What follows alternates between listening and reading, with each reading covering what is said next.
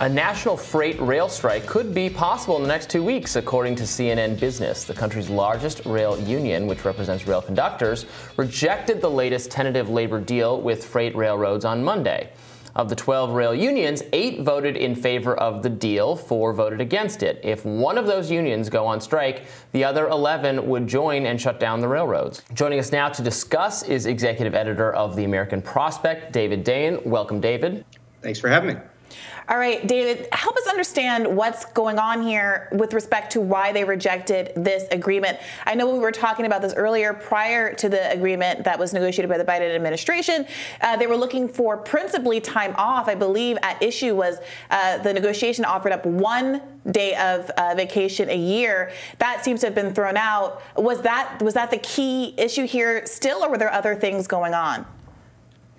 Well, it could have been anything, right? Because the 2 main unions, you have the conductors, which is through a union called SMART, and then you have the other trainmen through a union called, I know that the initials are BLET, it's escaping me, Locomotive Engineers.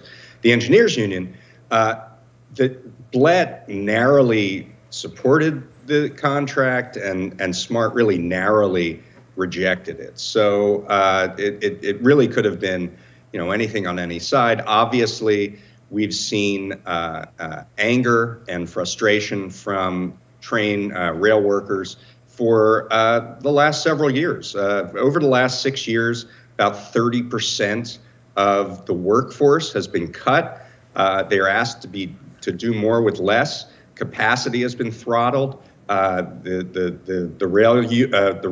giant railroads, of which there are really just a few, want as little as 1 person on a train per train to maximize their profits and lower their workforce labor costs.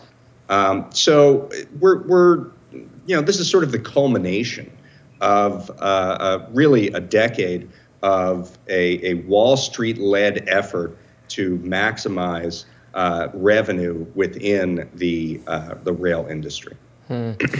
What's next? Will there be more meetings to try to work this out? I assume a strike is not something that anyone wants to see, and it'll affect supply chains, et cetera, going into the holidays. Is the president getting involved? What is on the table for negotiations? There's a law called the Railway Labor Act that makes it very hard for rail workers to strike.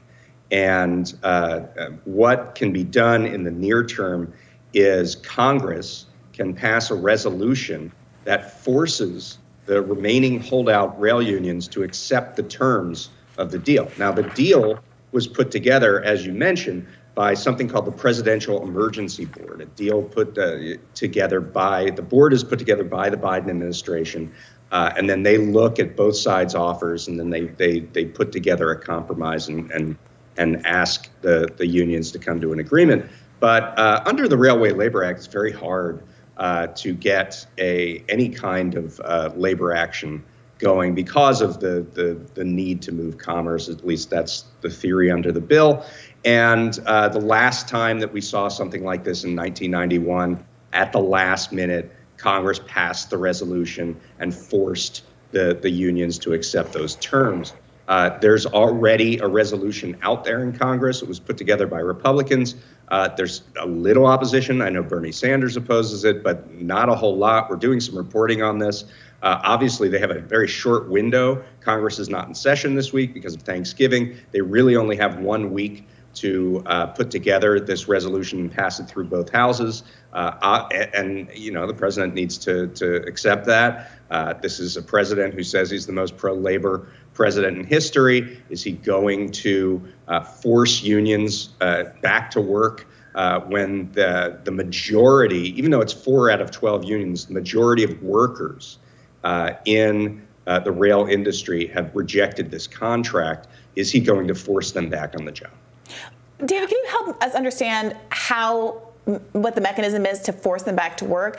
Is the issue that when you say that it is very difficult for them to go on strike, what prevents them from simply staying home? like I said, well, I mean, that would be a wildcat strike. Certainly, right. It would be law. So you're saying that it's difficult to have a sanctioned strike. A legal labor action. Yes, let's say a legal sanctioned labor action. And I don't know that the unions are going to go there.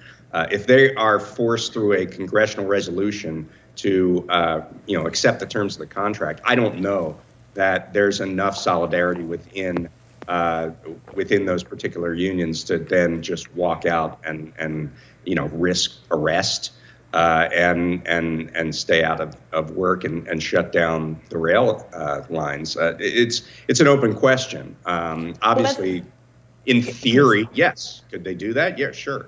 But we've seen through history a lot of real strife when rail workers try to do that. There's the Pullman strike and many other examples throughout history of presidents sending out the National Guard to force rail workers back on the job. It would not be dull. Well, let's talk about this context, though, because some people would argue that that's exactly the kind of contradiction that needs to be heightened.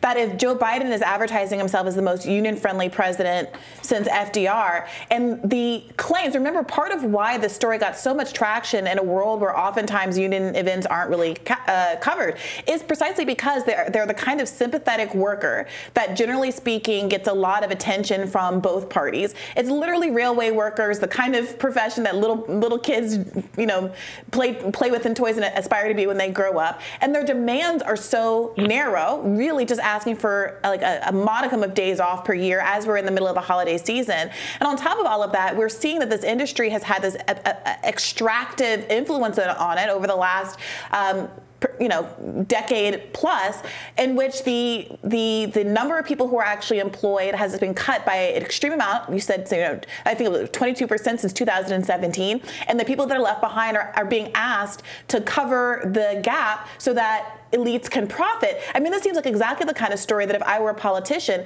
I wouldn't want to be defending why I am forcing rail workers into these kinds of conditions over a holiday season instead of just giving them the bare minimum that they're demanding. Do we have any evidence that there is any appetite for heightening those contradictions by doing something like a wildcat strike? Well, there is a coalition called the Railway Workers Union, which is not a union. It's sort of a coalition of some, we have this weird situation where we have like 12 labor unions for just the same industry. We should have one. And this coalition has been, agitating for, being more aggressive. It's worker led. So if anything happens, it would come from there, I would say. In terms of a wildcat strike or anything like that. This story certainly should be told, and this is the reason why that resolution in September, which was put together by 2 Republicans, did not pass, and instead there was a last-minute tentative agreement because it looked like there wouldn't even be that at that time. This is a 40-year story, right? Since the passage of the Staggers Act, which deregulated rail, at the time, there were 40 Class 1 railroads. There are now 7, and really 4, and 2 of them are in the East and 2 of them in the West. We have an effective duopoly throughout the country in terms of rail, and that's why they can get away with cutting the workforce, cutting capacity, and raising prices. And it's fascinating. We talked with the head of the Surface Transportation Board. That is the main rail regulator, is a guy named Martin Oberman. And I've never heard a more aggressive public official say generally, like, yeah, these guys are out for profit. They're ruining the work experience of rail. They're really being the shippers, and these are companies that are not used to regulation, like the American Chemistry Council, they're backing the union, right? All these other shipping companies that don't want any regulation in their industry are pushing the Surface Transportation Board to get really tough and serious with the rail industry. This is definitely a story that has been broadcast over the last several months, but should be more, especially at this very serious time when you have over half the workers knowing that there's a possibility where they'll be forced to return to the job, and then they'll have to make that wildcat decision. they're saying no. They're opting out of this contract. Well, David Dayen, thank you so much for joining us today. We really appreciate it. All right, thank you. And we'll be back with more Rising right after this.